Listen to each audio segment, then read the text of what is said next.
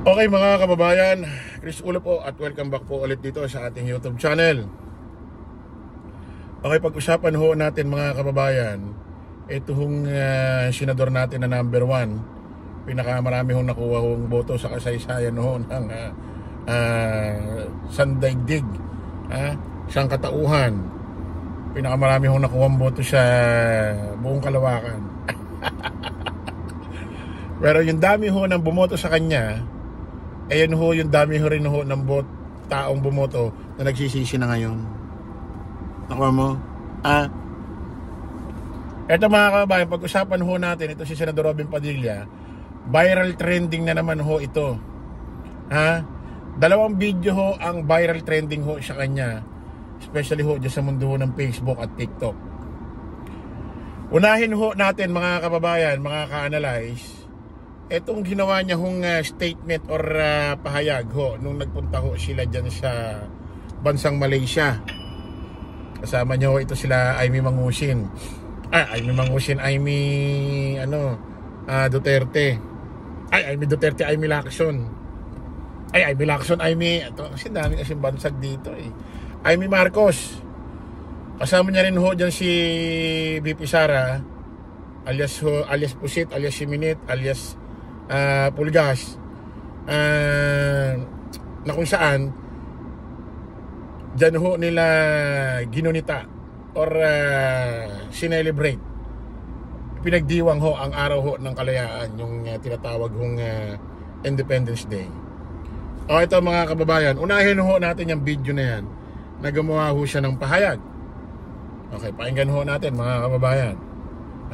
At kayo na ho, baka umawak ho kayo sa inyong kinauupuan or kasi baka malaglag ho kayo sa inyong mga kinauupuan, nakapit-kapit po sa inyong mga maririnig.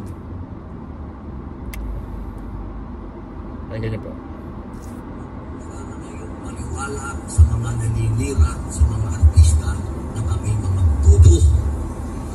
Sila po ang bobo. Dahil paulit-ulit na sila dyan, wala pa sila nagagawa. Ulitin natin. Huwag po sana kayong maniwala sa mga naninira, sa mga artista na kami mga bobo. Sila po ang bobo. Dahil paulit.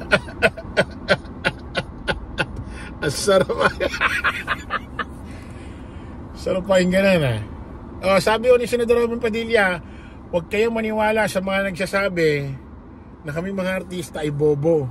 Sino ba nagsabi nun na mga artista bobo? Sa akin wala akong sinasabing ganyan na artista bobo, wala akong sinasabi. Pero may sinasabi ako, bobo ka.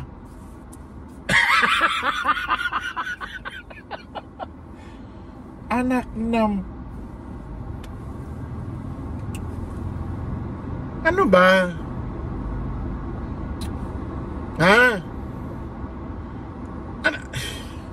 Ulitin natin. Sana kayong maniwala sa mga naninira, sa mga artista na kami mga bobo.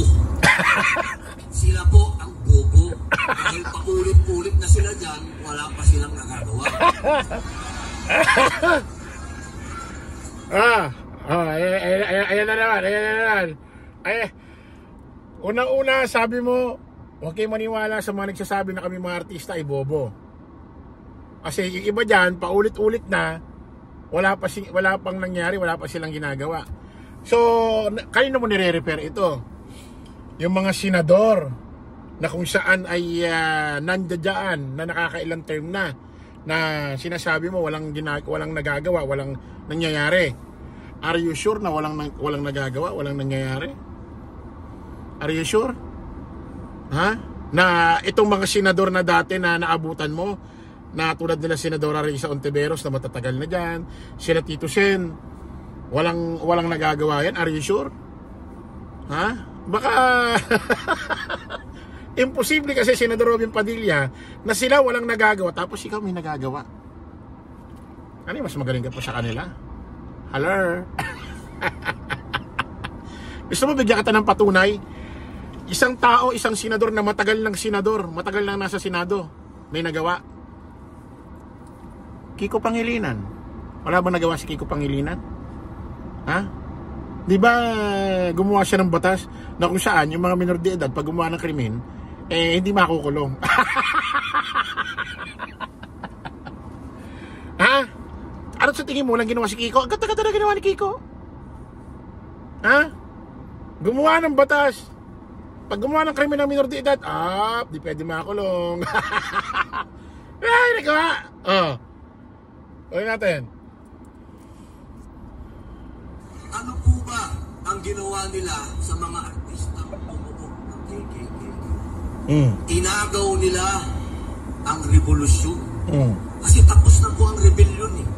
Tandaan po natin, magkaiba yung rebellion, magkaiba ang revolusyon. Ang rebellion, yung lumaban tayo.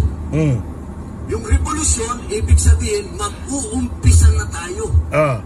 Kung mag-uumpisa na tayo, inagaw ng mga politiko ang revolusyon. Kaya magmula po noong 19... kaya pala lagi niya sinasabi, ito tatandaan niyo, hindi ako politiko. Kaya naman pala ayaw niya tawagin siyang politiko. Kasi, ang unawa niya, ang pagkakaalam niya, inagaw daw ng mga politiko. Itong sinasabi niya. Ulitin natin. 1899 hanggang ngayon, wala pang revolusyon. Nagbago na ba sa buhay niyo? Meron naman. Wala pang nagbago sa akin. Patras nga tayo eh. Wala nagbago. Sabi niya, may nagbago na ba sa atin? Natural, may mga nagbago. Wala ba nagbago sa buhay ng mga Pilipino? Meron naman Di ba? Ano ba yung sinasabi mo walang nagbago? Meron naman. Kaso, siyempre, walang perpektong gobyerno. Hindi naman po pwede lahat ng tao mayaman kasi yaman nyo. Hindi po pwede yung ganon. Balance yan eh. Pero hindi ibig sabihin, hindi ka na magsusumikap. So, magsumikap ka pa rin. Kung sabihin walang nagbabago sa Pilipinas, walang nagbabago sa tao. Di ba? Sa kanya, may nagbago eh. Ito mga kababayan, nagpasan na natin yan. Yan ho yung unang video na viral trending siya. Na sinasabi niya wag daw kayo maniwala sa mga tao nagsasabi mga bobo, mga artista. Wala naman nagsasabing gano'n. Unang-una si Tito Sen, artista rin. Di ba? Masasabi ba natin si Tito Sen bobo? Putik, napakagaling na politiko niya. Tsaka nangingibabaw nga, mas nangingibabaw sa kanya pagiging politiko niya kaya sa pagiging artista niya. At tsaka yan talaga, kita mo naman from 1992. Senador na yan. At ang daming nagawang mga batas na ipasa mga bilisan na talagang hanggang ngayon napapakinabangan ho ng mamamayang Pilipino. So, wag mo sabihin yung sinasabi mo na matagal na sila dyan, paulit-ulit wala pa nagagawa. Hindi totoo yan.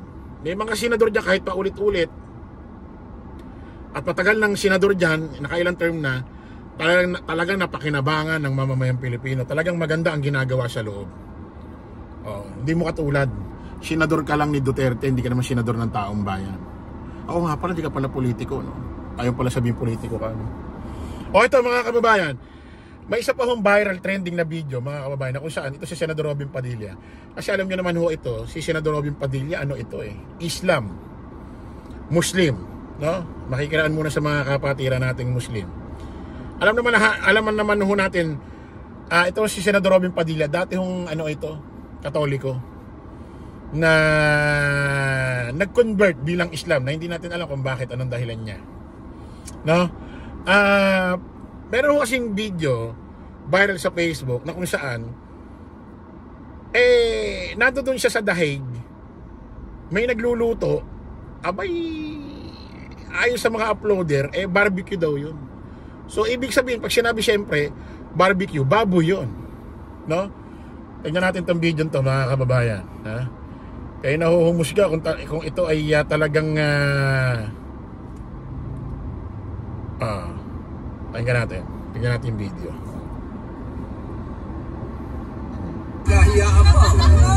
Kahiyaan pa raw. Super simple talaga. Pakita natin ulit. Super simple talaga ni Senator. Marami pong salamat, sir. Pag-provide po, sir. Oh, ayan oh. Oh, Diba? nako po. Ano kaya yan? Talaga ni Senator. Marami po Ha? sa consent. Mabuhay po. Oh, isa pa, isa pa. Kahiya ka pa. Diba? Ayan mga kababayan. Simple talaga ni Senator. Marami Kumakalat ho yung video na yan sa Facebook at sa mga TikTok at ay sa mga uploader, baboy daw ito kung kinain. So nasa inyo yan kung anong kinain nyo dyan. Pero nasa steak, di natin alam kung ano, pero ang dami nagsasabi baboy daw yun, barbecue daw yun. So kung may makakapanood dito mga Islam, mga Muslim na kung saan mapapatunayan baboy yun, kasi magpapatunay dyan na baboy yung mga tao nando doon sa dahig kasi kumain din sila doon.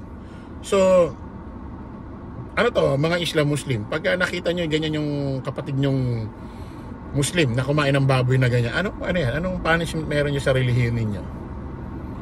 No? Ay, tatanong lamang po. So okay mga kababayan, kita-kita ulit tayo sa panibagong live, panibagong vlog. Bye bye po.